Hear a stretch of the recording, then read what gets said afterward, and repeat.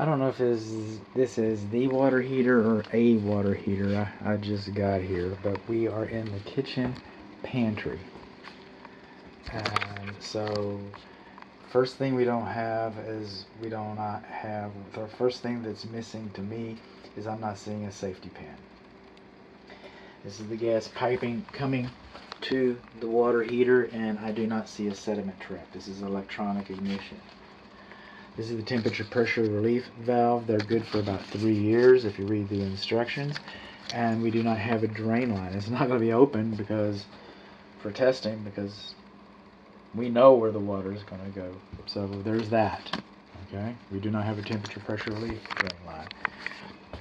This is the data plate where we discover that it's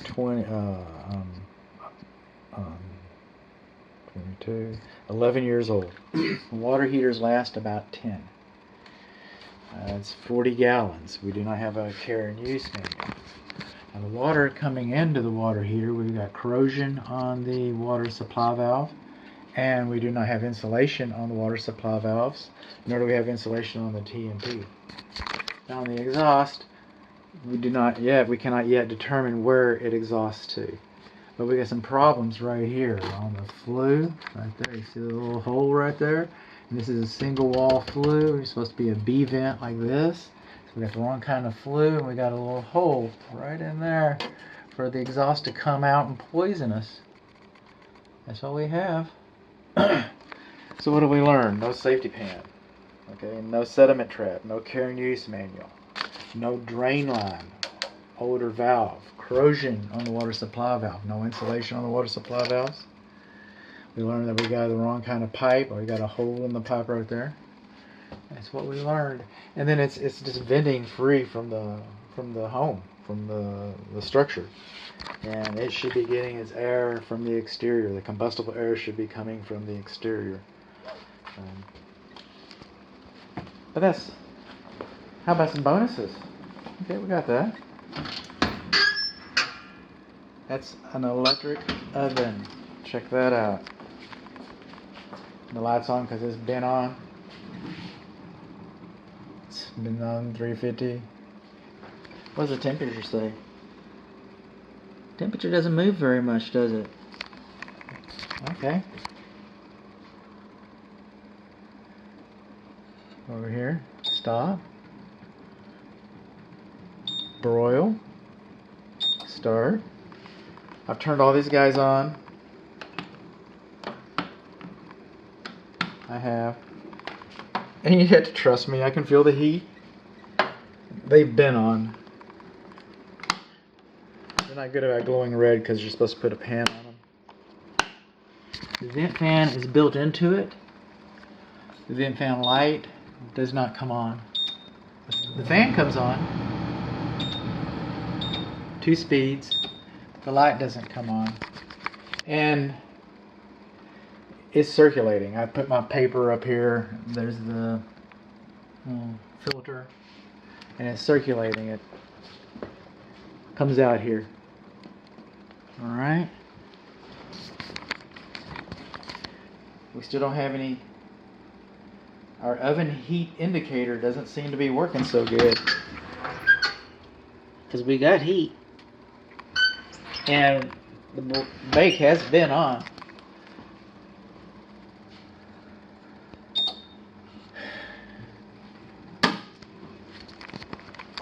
It does not have an anti-tip device.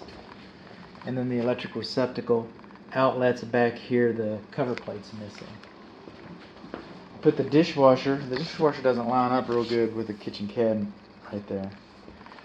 I put it in on a short 1 hour cycle, and I think it's still working right now. I'm sorry, I shut it off. Oh, it got shut off. But we can do this. Okay, shut you off. 1 hour wash. Just want to see if this little door opens up for us. It looks like it's been working in the meantime. So, moving on along, we have a dishwasher. We do not have a food waste disposal. So we don't have one of those. This drip loop for the dishwasher should come up to the bottom of the cabinet. Okay, so I think it could have been installed a little better. There's my pest control notice next to another pest control notice. Somebody's inspected this thing relatively recently. There might be some additional information. Another inspector looked at this. No two inspectors see the same things the same way.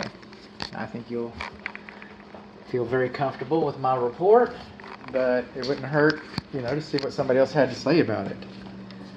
Refrigerators are beyond the scope of this inspection, but the handles are kind of loose. And this one's making ice. So we have that. Ceiling fans are allowed in kitchens with electric ovens. Okay? But we also have, I'm not a big fan of this, but this is how we're heating the kitchen. So with a standalone gas appliance. And it has no place to exhaust. Okay? The heat comes out, the exhaust comes out, it gets its combustible air from you. There's no heat exchanger outside of the natural radiator. They used to do that back in the day. I get that. But that's really less than an optimum way to heat this room. Coming along over here, we got a window air conditioner. And this is by the way, this is a 110. Okay? This is not a 220. Yeah, I got that right?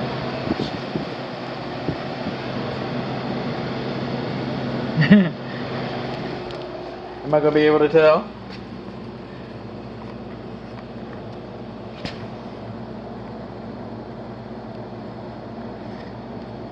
That's 110. The data plate will say, and all I know is it's blowing cold air. That's really all I know.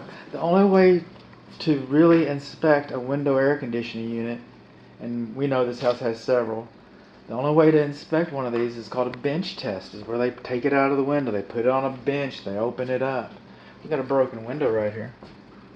They open it up, and then they, do their gauges and their stuff and their monitoring equipment, and that's the only way to do a window air conditioning unit. So all a home inspector can tell you is that you might want to change the filter. All a home inspector can tell you is that it's blowing comparative to the ambient temperature, it's blowing cold air. We got another kind of butler's quarters here. There's another refrigerator in here. I do not know if it conveys or not.